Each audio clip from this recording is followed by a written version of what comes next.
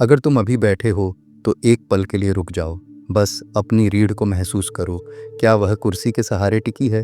क्या तुम्हारे कंधे थोड़े झुके हुए हैं? क्या तुम्हारी सांस पेट तक जा रही है या सिर्फ गले में अटक कर रह गई है? यह जो तुम अभी महसूस कर रहे हो, ये सिर्फ थकान नहीं है। ये शरीर का अपनी ही भाषा में तुमसे बात करना है। हम अक्सर शरीर को एक मशीन की तरह देखते हैं जब तक चल रही है, ठीक है, और जब खटखट की आवाज़ आने लगे तो हम डॉक्टर या दवा की तलाश करते हैं। लेकिन ऋषियों ने, उन प्राचीन वैज्ञानिकों ने शरीर को मशीन नहीं बल्कि स्मृति का मंदिर माना था। उनका कहना था कि शरीर सब याद रखता है। जो सीढ़ियाँ तुमने जवानी में दो दो करके चढ़ी थीं, वो जोश घुटनों में दर्ज है। और आज जो कुर्सी पर बैठकर घंटों बिताए जा रहे हैं, वह ठहराव कूल्हों में जम रहा है, जिसे आज का आधुनिक विज्ञान सार्कोपीनिया कहता है, यानी 40 की उम्र के बाद मांसपेशियों का चुपचाप पिघलना। उसे ऋषियों ने मांस शक्ति का क्षय कहा था, लेकिन उन्होंने इसे अंत नहीं माना। उन्होंने इसे एक चेतावनी माना, एक संकेत कि अब जीने का तरीका बदलना होगा। अब शरीर डिफ़ॉल्ट मोड पर नहीं चलेगा, अब इसे डिज़ाइन करना होगा। और यहीं से हमारी यात्रा शुरू होती है। ये कोई साधारण व्यायाम की क्लास नहीं है जहाँ मैं तुम्हें पसीने में नहला दूँ। पसीना बहाना आसान है, चेतना जगाना कठिन है। हम चेतना जगाने जा रहे हैं। सबसे पहले हमें अपनी बैठने की स्थिति को बदलना होगा। हम व्यायाम शुरू करें उससे पहले आसन सिद्ध होना चाहिए। अपनी कुर्सी पर थोड़ा आगे खिसको, इतना आगे कि तुम्हारी पीठ कुर्सी के बैकरेस्ट का सहारा छोड़ दे। अब तुम्हारे शरीर का पूरा भार तुम्हारी अपनी रीढ़ पर है। यही पहला कदम है आत्मनिर्भरता। अपने दोनों पैरों को जमीन पर ऐसे रखो कि तुम्हारे घुटने और एड़ी एक सीधी रेखा में हों। न पैर अंदर मुड़े हों, न बाहर फैले हों। इसे ऋषियों ने समस्थिति कहा, संतुलन की शुरुआत। अपने हाथों को आराम से अपनी जांघों पर रख लो और अब अपनी खोपड़ी के सबसे ऊपरी हिस्से को, जिसे ब्रह्मरंध्र कहते हैं, उसे छत की तरफ खींचो, जैसे कोई अदृश्य धागा तुम्हें ऊपर खींच रहा हो। जैसे ही तुम यह करोगे, तुम देखोगे कि तुम्हारा पेट अपने आप थोड़ा अंदर चला गया है और छाती थोड़ी बाहर आ गई है। यह अहंकार की छाती नहीं है, यह प्राण की छाती है। श्वास के लिए जगह बन गई है। यह तुम्हारी शुरुआती स्थिति है। इसे याद कर लो। इसे बेस पोजीशन कह लो या मेरुदंड जागरण कह लो, बात एक ही है। जब भी तुम दिन में कुर्सी पर बैठो, याद आने पर इसी स्थिति में आ जाओ। अब हम पहली क्रिया की ओर बढ़ते हैं। शरीर का सबसे निचला हिस्सा, जो ग्रेविटी का सबसे ज़्यादा भार उठाता है, तुम्हारी पिंडलियाँ, काल्व्स। आधुनिक विज्ञान इसे सेकंड हार्ट या दूसरा हृदय कहता है। क्यों? क्योंकि दिल खून को नीचे तो आसानी से भेज देता है, लेकिन नीचे से उस अशुद्ध खून को वापस ऊपर तक धकेलने के लिए दिल को मदद चाहिए होती है। वह मदद पिंडलियाँ करती हैं। जब ये मांसपेशियाँ सिकुड़ती हैं तो खून का फव्वारा ऊपर उठता है। जब ये सुस्त पड़ जाती हैं तो पैरों में सूजन आती है, रात को क्रैम्प्स होती है और पूरा शरीर भारी लगता है। ऋषियों ने इसे पिंडली प्राण जागरण कहा था। तो इसे सही तरीके से कैसे करें? अपनी उसी सीधी मुद्रा में बैठे रहो। अपने दोनों पंजों को ज़मीन पर मजबूती से जमा लो। अब धीरे धीरे अपनी एड़ियों को ज़मीन से ऊपर उठाना शुरू करो। झटका मत देना। कल्पना करो कि तुम ज़मीन से ऊर्जा खींच रहे हो। पंजों की उंगलियां ज़मीन पर दबी रहें, लेकिन एड़ियां जितनी हो सके उतनी ऊपर उठें। जब तुम सबसे ऊंचे बिंदु पर पहुंचो, जहां एड़ी और ऊपर नहीं जा सकती, वहां रुक जाओ। तुरंत नीचे मत आना। यहीं पर जादू होता है। 1, 2, 3 सेकंड तक रोको। इस रुकने को कुंभक कहते हैं। महसूस करो अपनी पिंडलियों के पीछे उस कड़ापन को, उस संकुचन को। वह दर्द नहीं है, वह सोई हुई ऊर्जा का जागना है। अब बहुत धीरे धीरे नियंत्रण के साथ एड़ियों को वापस ज़मीन पर लाओ। धम्म से मत गिराना। जैसे तुम किसी कांच की चीज़ को ज़मीन पर रख रहे हो, उतनी नज़ाकत से एड़ियों को नीचे लाओ। जैसे ही एड़ी ज़मीन को छुए, उसे ढीला मत छोड़ो। तुरंत अगली आवृत्ति के लिए तैयार हो जाओ। जब तुम ऊपर जा रहे हो तो सांस बाहर छोड़ो, जैसे तुम गुरुत्वाकर्षण के खिलाफ जोर लगा रहे हो। जब तुम ऊपर रुकते हो तो सांस रुकी रहे, और जब तुम नीचे आ रहे हो तो गहरी सांस भीतर लो। इसे 10 बार करो, बस 10 बार, लेकिन हर बार ध्यान पिंडलियों पर हो। अगर तुम 40 के हो तो इसे थोड़ा तेज़ कर सकते हो ताकि गर्मी महसूस हो। अगर 60 के पार हो तो इसे बहुत धीमा करो ताकि संतुलन बना रहे। यह क्रिया जिम में सीटेड काफ रेज कहलाती है, लेकिन तुम्हारे लिए यह पंप की मरम्मत है। तुम अपने दिल की मदद कर रहे हो। तुम अपने पैरों को बता रहे हो कि अभी बहुत चलना बाकी है। अब ऊर्जा को थोड़ा ऊपर लाते हैं, घुटनों पर। घुटना शरीर का सबसे जटिल और सबसे ईमानदार जोड़ है। यह कभी झूठ नहीं बोलता। अगर जांघों में ताकत कम होगी तो घुटना दुखने लगेगा। वह चीख चीख कर कहता है कि मुझे सहारा दो, ऊपर वाली मांसपेशी काम नहीं कर रही है। आज का ऑर्थोपेडिक साइंस स्पष्ट कहता है कि घुटने के दर्द की असली दवा क्वाड्रिसेप्स एक्टिवेशन है, यानी जांघ के सामने की मांसपेशी को जगाना। ऋषियों ने इसे जंघा संस्कार कहा। संस्कार का अर्थ है अच्छी आदत डालना। इसे करने की विधि बहुत सूक्ष्म है, ध्यान से समझना। अपनी कुर्सी पर बैठे बैठे अपने दाएं पैर को धीरे धीरे सीधा करना शुरू करो। उसे तब तक ऊपर उठाओ जब तक कि तुम्हारा घुटना पूरी तरह से सीधा ना हो जाए, जैसे कि तुम्हारी टांग एक लाठी बन गई हो।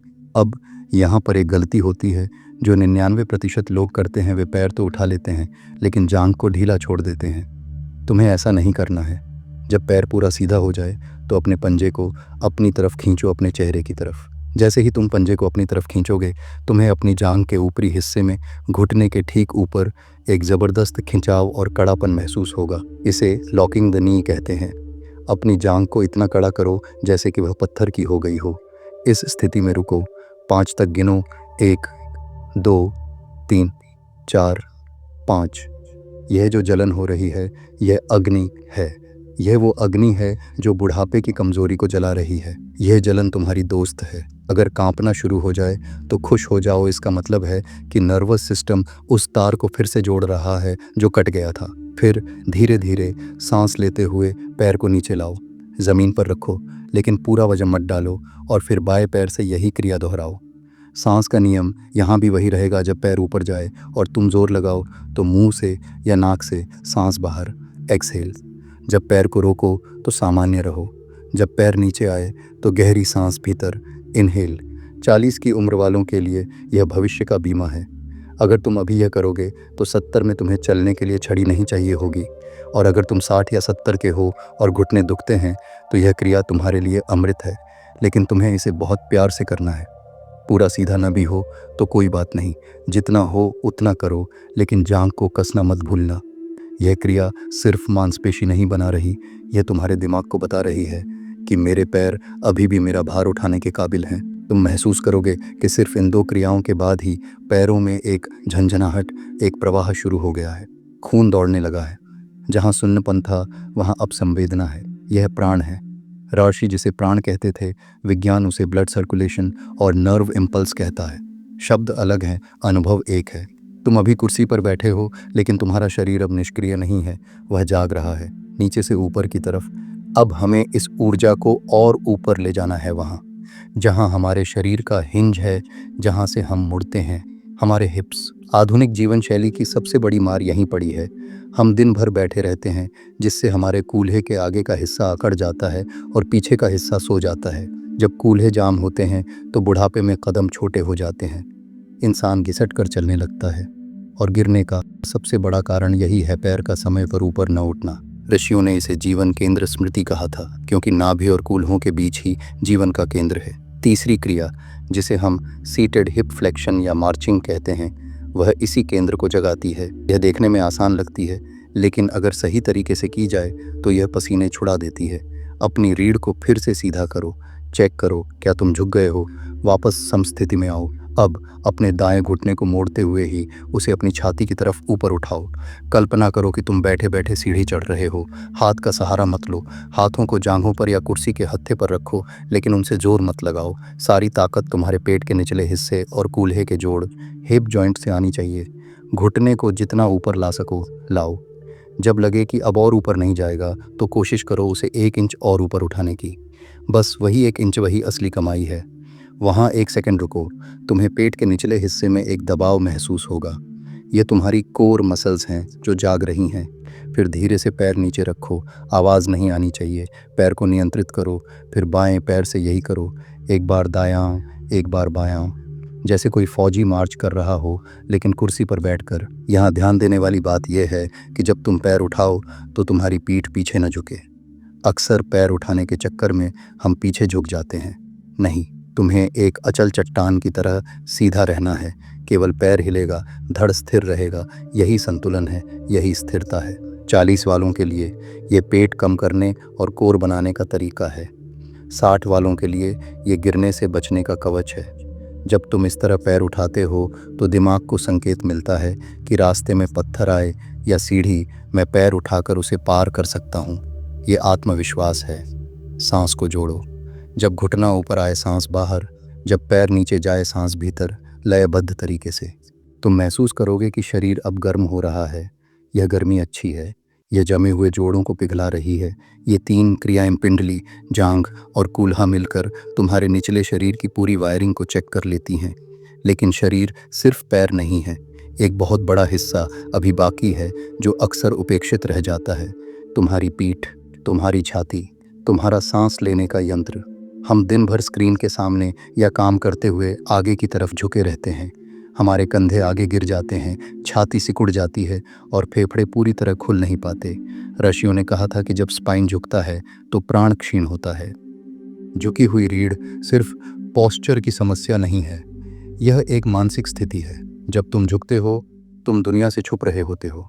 तुम्हारी पसलियां फेफड़ों को दबा देती हैं, जिससे सांस उथली हो जाती है, और उथली सांस का मतलब है घबराया हुआ मन। ऋषियों ने इसे ऊर्ध्व चेतना मार्ग कहा, यानी ऊर्जा का ऊपर की ओर बहना। अगर रीढ़ झुकी है तो ऊर्जा का पाइप मुड़ा हुआ है, हमें उसे सीधा करना है। चौथी क्रिया, जिसे जिम में सीटेड रो कहते हैं, वह इसी पाइप को खोलने का काम करती है। इसे करने के लिए किसी मशीन की ज़रूरत नहीं है। अपनी कुर्सी पर सीधे बैठो, अपने दोनों हाथों को सामने सीधा फैलाओ, कंधों की सीध में। मुट्ठियाँ बंद करो जैसे तुमने किसी भारी चीज़ को या 2 रस्सियों को पकड़ा हो। अब एक गहरी सांस भरो, इनहेल, और उन काल्पनिक रस्सियों को अपनी तरफ खींचो। अपनी कोहनियों को शरीर से सटाकर पीछे ले जाओ। यहाँ सबसे ज़रूरी बात, हाथों से ज़्यादा ताकत मत लगाओ। ताकत कंधों के पीछे से आनी चाहिए। कल्पना करो कि तुम अपनी रीढ़ की हड्डी के बीच में दोनों कंधों के पीछे वाली हड्डियों, शोल्डर ब्लेड्स, स्कैपुला को आपस में मिला रहे हो, जैसे तुम उनके बीच एक अखरोट को फोड़ने की कोशिश कर रहे हो। छाती को चौड़ा करो, गर्व से बाहर निकालो, गर्दन लंबी रखो। इस स्थिति में 1-2 सेकंड रुको। यह जो पीछे खिंचाव महसूस हो रहा है, ये तुम्हारे फेफड़ों को आज़ादी दे रहा है। फिर सांस छोड़ते हुए एक्सहेल, धीरे धीरे हाथों को वापस सामने ले जाओ, कंधों को आगे खुलने दो। इसे ऋषियों ने हृदय द्वार खोलना भी कहा है। आज का विज्ञान कहता है कि यह थोरासिक एक्सटेंशन है। जब तुम ये करते हो, तुम डिप्रेशन और चिंता के शारीरिक ढांचे को तोड़ रहे होते हो। 40 की उम्र में यह कंप्यूटर पर काम करने वालों के लिए गर्दन दर्द की दवा है। 60 की उम्र में यह सुनिश्चित करता है कि तुम्हारी गर्दन सीधी रहे और तुम दुनिया को सामने से देख सको, न कि ज़मीन को। 10 बार इसे करो। हर बार जब तुम पीछे खींचो, सोचो कि तुम अपने जीवन में नया प्राण, नई ऑक्सीजन भर रहे हो। और अब हम उस पड़ाव पर आ गए हैं जो इन सब क्रियाओं का निचोड़ है। 5वीं और अंतिम क्रिया, इसे ऋषियों ने स्वावलंबन परीक्षा कहा। यानी क्या तुम अपने पैरों पर खड़े हो सकते हो? सुनने में आसान लगता है ना? हम तो रोज़ खड़े होते हैं, लेकिन क्या तुम बिना सहारे के खड़े हो सकते हो? क्या तुम बिना ऊफ और आह की आवाज़ निकाले खड़े हो सकते हो? आधुनिक चिकित्सा विज्ञान में सिट टू स्टैंड टेस्ट को मृत्यु दर का सबसे बड़ा संकेतक माना जाता है। जो व्यक्ति बिना हाथ लगाए ज़मीन या कुर्सी से खड़ा हो सकता है, उसकी आयु लंबी होती है। ये सिर्फ पैरों की ताकत नहीं है, ये पूरे शरीर का तालमेल है। इसे कैसे करना है, बहुत ध्यान से सुनो। यह सबसे शक्तिशाली क्रिया है। कुर्सी के किनारे पर आओ, पैरों को थोड़ा पीछे लो ताकि वे घुटनों के नीचे आ जाएं। अब अपने हाथों को छाती पर क्रॉस कर लो, जैसे नमस्ते या आलिंगन की मुद्रा में, या सामने सीधा फैला लो। हाथों का सहारा कुर्सी पर नहीं लेना है, यही नियम है। अब अपने धड़, अपर बॉडी को थोड़ा आगे झुकाओ। यहाँ बायोमैकेनिक्स का एक नियम है, नोज़ ओवर टोज़, यानी अपनी नाक को अपने पंजों की सीध से थोड़ा आगे ले आओ। इससे तुम्हारा वजन पैरों पर आ जाएगा। अब अपनी हील्स को ज़मीन में गाड़ दो और एक झटके के साथ नहीं, बल्कि एक ठोस ताकत के साथ ऊपर उठो। खड़े हो जाओ, पूरा सीधा। लेकिन रुको, खेल अभी ख़त्म नहीं हुआ। खड़े होना आसान है, वापस बैठना कठिन है। ज़्यादातर लोग धम्म से बैठ जाते हैं। तुम्हें ऐसा नहीं करना है। इसे विज्ञान में एक्सेंट्रिक लोडिंग कहते हैं, मांसपेशियों का सबसे गहरा व्यायाम। जब तुम वापस बैठने लगो तो धीरे, बहुत धीरे कूल्हों को पीछे ले जाओ, जैसे तुम टटोल रहे हो कि कुर्सी है या नहीं। ग्रेविटी तुम्हें नीचे खींचेगा, लेकिन तुम उसका विरोध करो। 3 सेकंड लो नीचे आने में। 1, 2, 3 और स्पर्श। बिना आवाज़ के बैठ जाओ। अगर तुम्हारी उम्र 60 से ज़्यादा है या घुटनों में बहुत दर्द है तो कृपया हाथों का सहारा ले लो। कोई वीरता नहीं दिखानी है, सुरक्षा पहले है, लेकिन कोशिश करो कि हाथों का सहारा कम से कम हो। अगर तुम 40-50 के हो तो इसे बिना हाथ लगाए 10 बार करो।